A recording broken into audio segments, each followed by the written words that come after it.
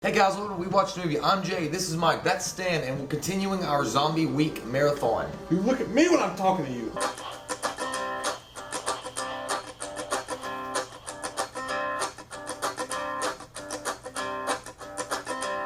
There's a man going round taking names, and he decides who to free and who to blame.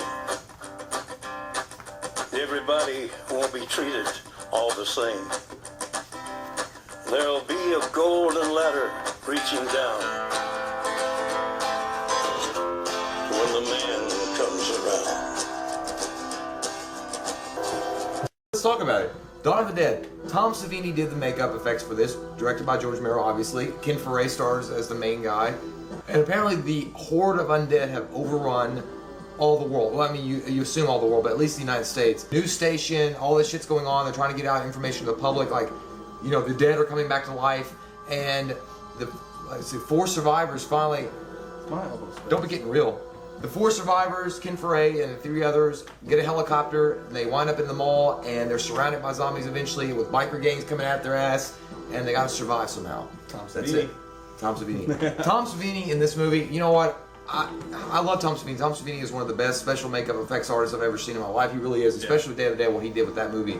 But in this movie, yeah, well, you know, you're young. So, I mean, and that's true. I mean, Tom Savini, what he did with this movie, and I think even he said it earlier that he had been new to the art. He didn't know what to do with it, really. And there were so many extras that showed up to be zombies in this film that he just didn't have the effects he needed to make a great makeup on these zombies. Because a lot of these fucking guys look like, I mean, let's just be honest. They look blue-green. They look like Smurfs. They're Smurfs that hadn't like slept in a couple days. Yeah. Well, I mean, let's talk about the effects real quick. I mean, like you said, it's Tom Savini or whatever, but there's moments in this film where it's great. And if you look at it as a whole scope, if you watch the movie as a comic book, yeah, it looks amazing. Yeah, as a comic. And George Romero even said that Tom Savini was unhappy with the way that the blood transferred to screen, which it was really blight. Paint red. What the fuck is blight? It was really bright. That's from Dragon Age.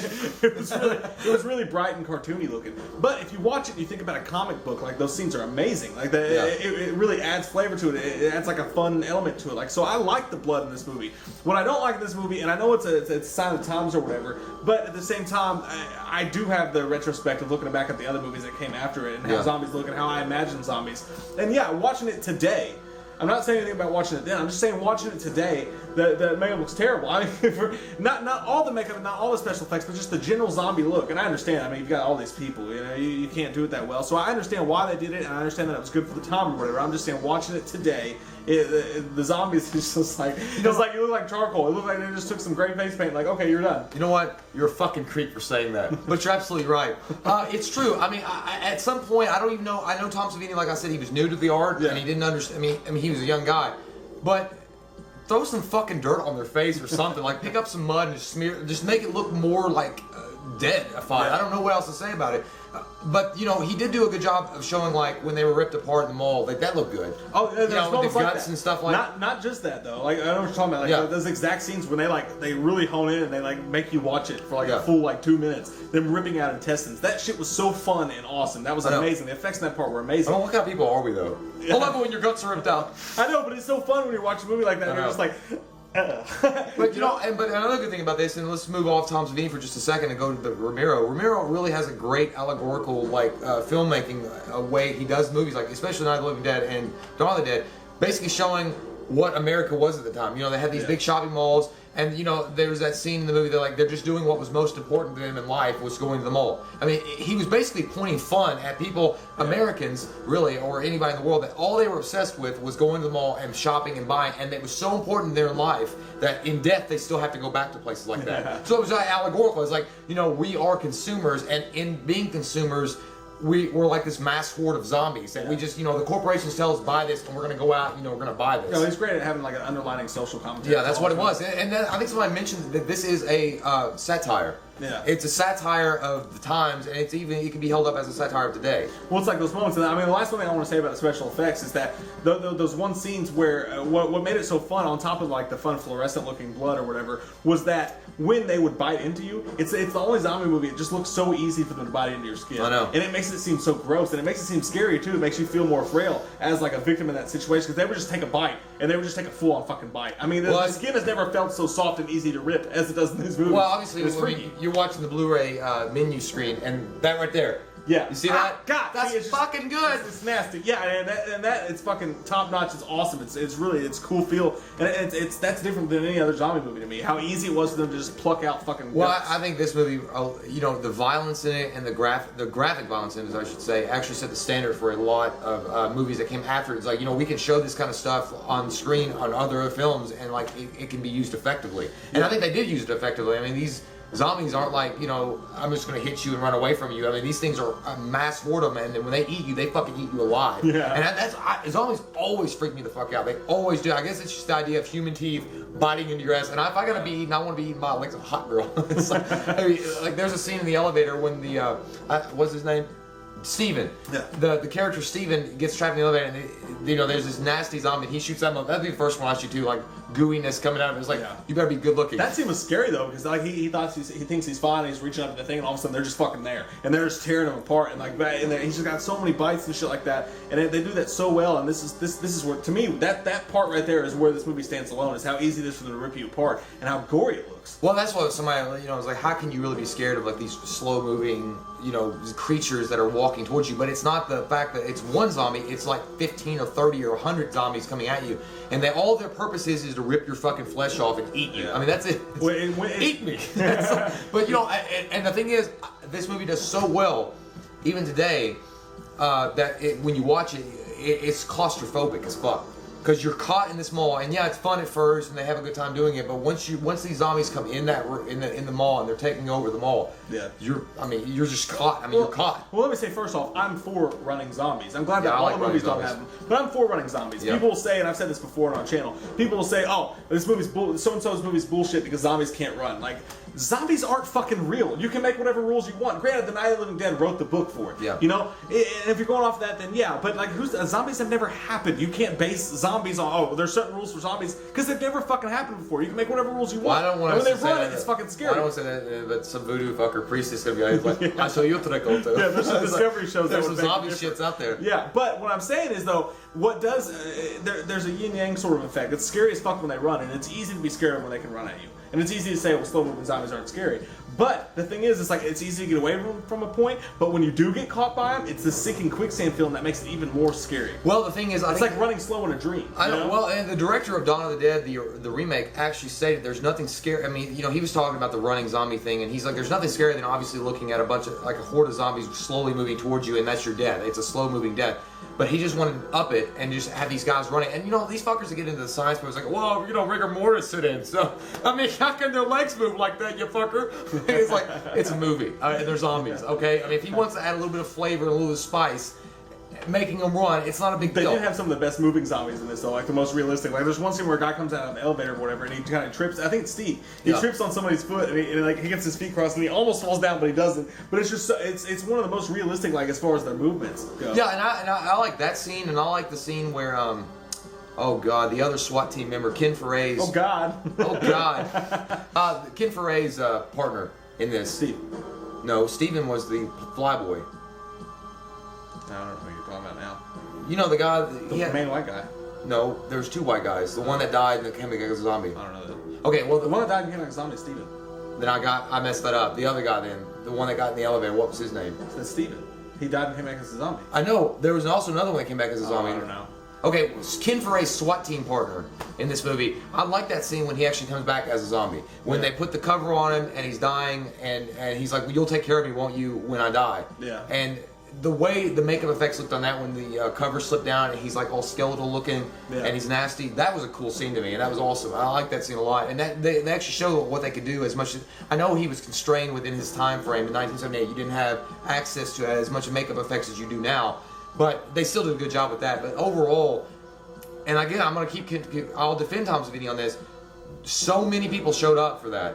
and they just didn't have what they needed to make really effective looking zombies. You know, it came all kind of shitty. I'm not joking with you. And then I've heard some people say every time they cut to a zombie, I was taken out of the movie because it looked like shit.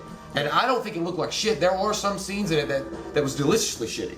It was just like it was like a great job of what they had. Yeah, but there were other scenes like it was used pretty good. I mean, and maybe it was some of the extras' fault. I mean, you know, they were too wild-eyed looking. Like when the guy gets shot, he's like, yeah. So there was moments in this movie that are hilarious and unintentionally. So they show a zombie and he's like, oh, hey, you know, it's just like, it looks like it's like that's fucking hilarious, but it's stupid and it does take you out of the movie for a second.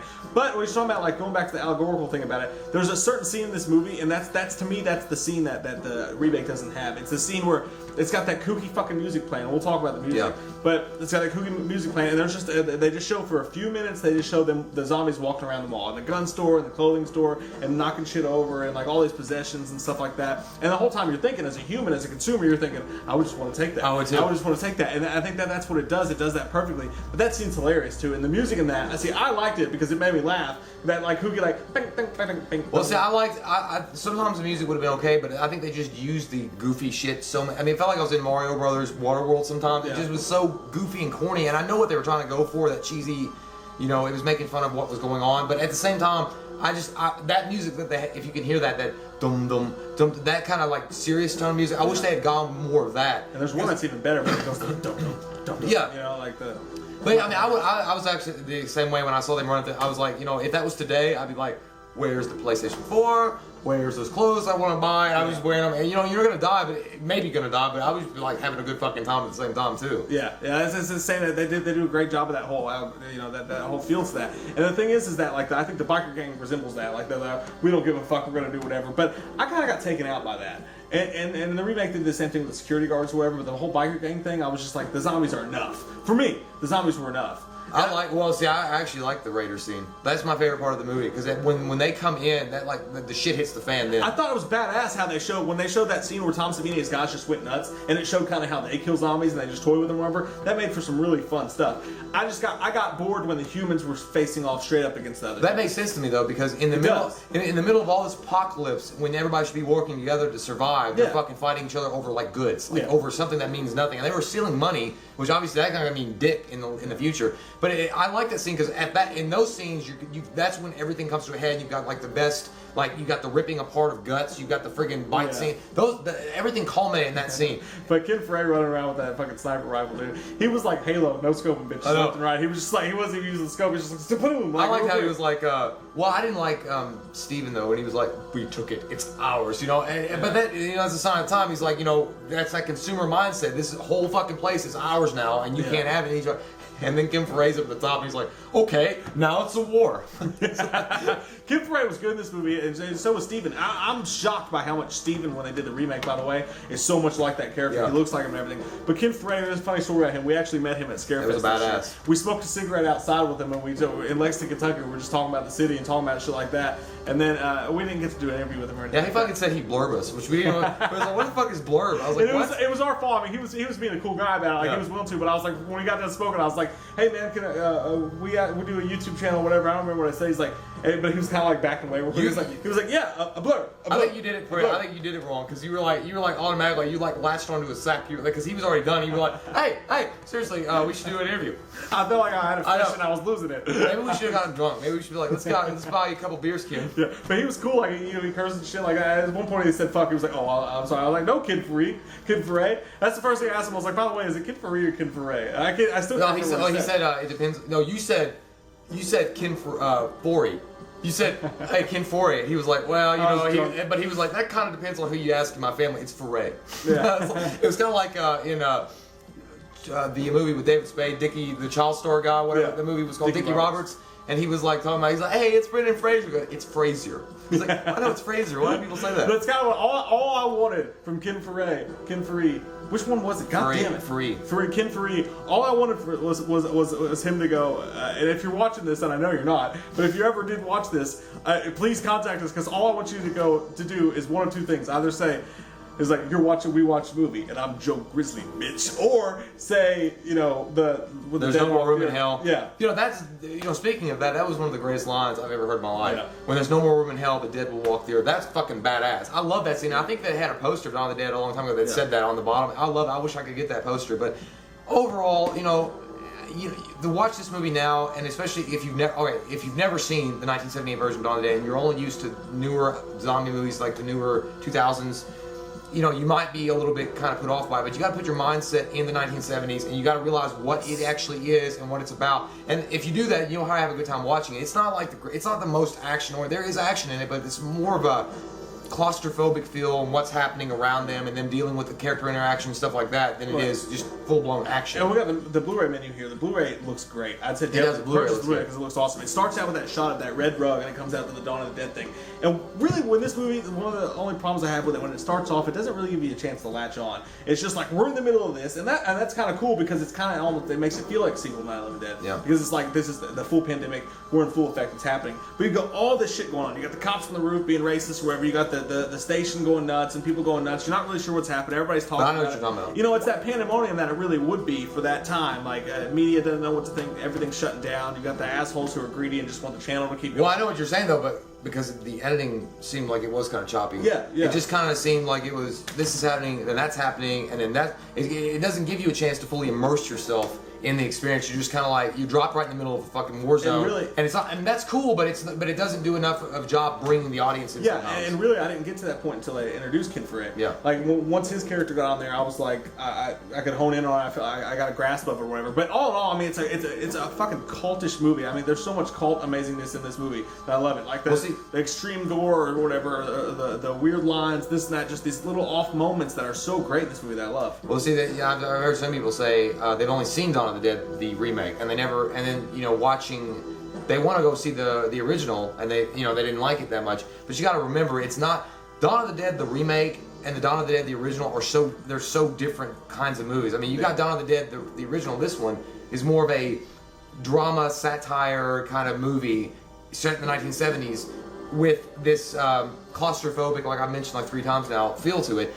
Dawn of the Dead, the remake, is a good movie in and of itself, but it's more of an action-oriented, fast-paced kind of movie. Yeah, and it shows the modern mall setting in the remake, which I know some people asked us to do a review of the remake. We did kind of a quick review of it way back when it was like our 4th video or whatever, so check that out. I'll put it up here somewhere. But the thing about it is when they did the mall in that one, the mall was more of a surplus for them. The mall was built mainly as, it was like, look at all the shit we can use, and it was kind of a cool setting to survive the zombie apocalypse, whereas this movie, they went more for the satirical feel. And I wish to God I'd seen this movie first, but unfortunately, I hate to admit this, I saw the remake first. Well, I know there's a lot of people out there that will give this movie like a 15 out of 10. I mean, I know that. And if I was back in 1978, maybe I would have done the same thing, because back then, like, like what you saw on screen, like these fuckers eating people alive and this graphic shit, and even the bright paint red. I mean, you wouldn't have known any different back then. You'd be like, oh, it's blood.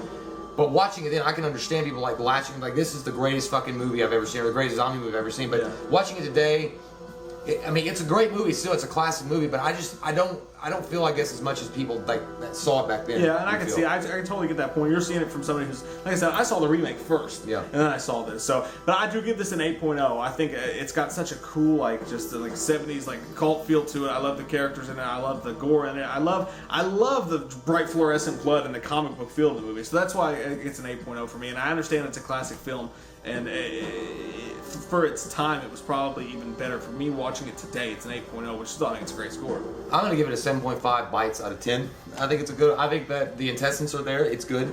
The way they rip people apart is awesome. The graphicness that they go for works pretty well. I mean, yeah, it could have been better, but again, Tom Savini was limited by his time and the amount of people that showed up to do these extra scenes. George Romero did a great job of showing the satire of the time, and even today it stands up because of how people are all obsessed with consumer items, and they really are like fucking zombies that are just going to the mall and going to Walmart or Kmart and just buying and not caring. And I think they do a great job. Overall, the story is fun. It's different. It's drama. It's claustrophobic. It's got some horror elements in it. Not as much as I expected, but still pretty good. And so 7.5 I think is a solid score. But I can get if people give it a 10. I can get that too. Yeah. So, So question of the day, guys, what did you guys think about the gore in this movie? What did you guys think about the fluorescent blood? What did you guys think about the whole feel of this movie? Ken Foray, the whole thing. Which one do you like better, the remake or this film? I know most people will probably go for this film, but I mean, if you do like the remake better, let us know why. So comment below, let us know. He's Jay, I'm Mike, and we'll see you guys next time on. I'm Joe Grizzly, bitch. We watched a movie. Yeah. We watched a movie.